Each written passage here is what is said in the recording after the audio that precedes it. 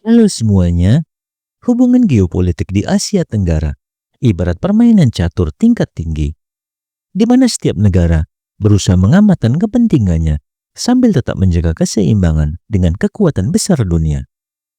Salah satu hubungan yang menarik untuk dicermati adalah dinamika antara Indonesia, Malaysia, dan Inggris. Sejak kemerdekaan Malaysia pada tahun 1957, Inggris telah menjadi mitra strategis yang setia, memberikan dukungan dalam berbagai aspek, mulai dari ekonomi, pendidikan, hingga pertahanan. Investasi besar Inggris di Malaysia, terutama di sektor perbankan dan energi, menunjukkan bahwa kepentingan mereka di sana bukan hanya sebatas diplomasi, melainkan juga ekonomi yang mendalam. Namun, di sisi lain, Indonesia menunjukkan pendekatan yang berbeda, lebih mandiri, tidak bergantung pada Inggris, dan semakin memperkuat hubungan dengan Rusia serta Tiongkok. Bagaimana kelanjutannya? Simak video ini hingga akhir. Namun sebelum melanjutkan, jangan lupa untuk subscribe terlebih dahulu channel ini agar tak ketinggalan info menarik lainnya. Indonesia kini menempuh jalur unik dalam kebijakan luar negerinya. Alih-alih bergantung pada satu blok kekuatan, Indonesia mengambil pendekatan fleksibel dengan menjalin hubungan baik dengan berbagai pihak.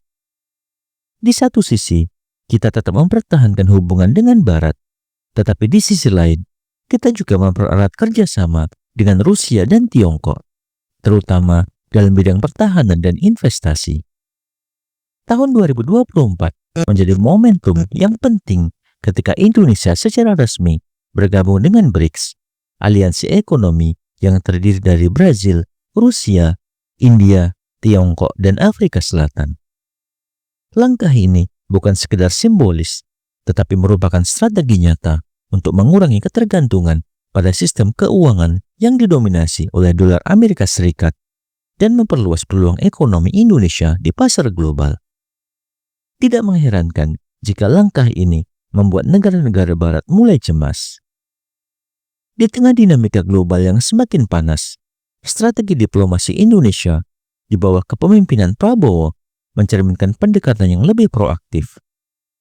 Kita tidak lagi hanya menunggu ajakan kerjasama dari negara-negara besar, melainkan secara aktif menawarkan inisiatif, membangun aliansi strategis, dan memastikan bahwa setiap kesepakatan membawa keuntungan nyata bagi kepentingan nasional. Indonesia juga tidak ragu untuk menegur atau menantang negara lain jika kebijakan mereka dianggap merugikan kepentingan kita.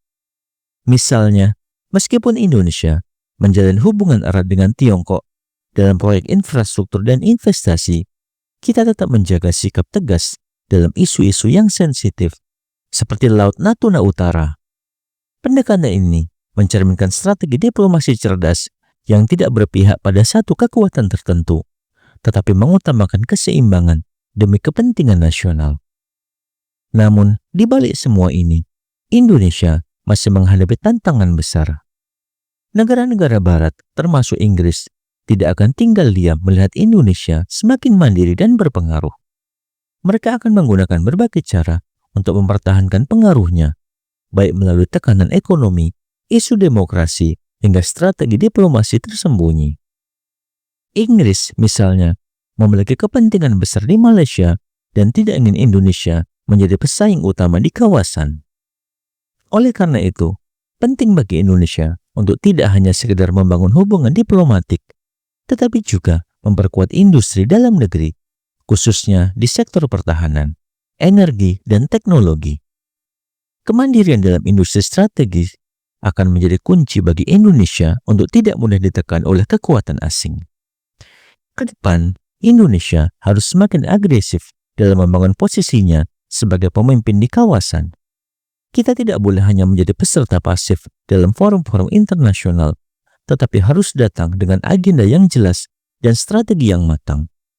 Akan ada banyak tantangan dan tekanan dari berbagai pihak, tetapi jika kita tetap konsisten dengan visi kemandirian nasional, Indonesia dapat menjadi kekuatan besar yang diperhitungkan di dunia.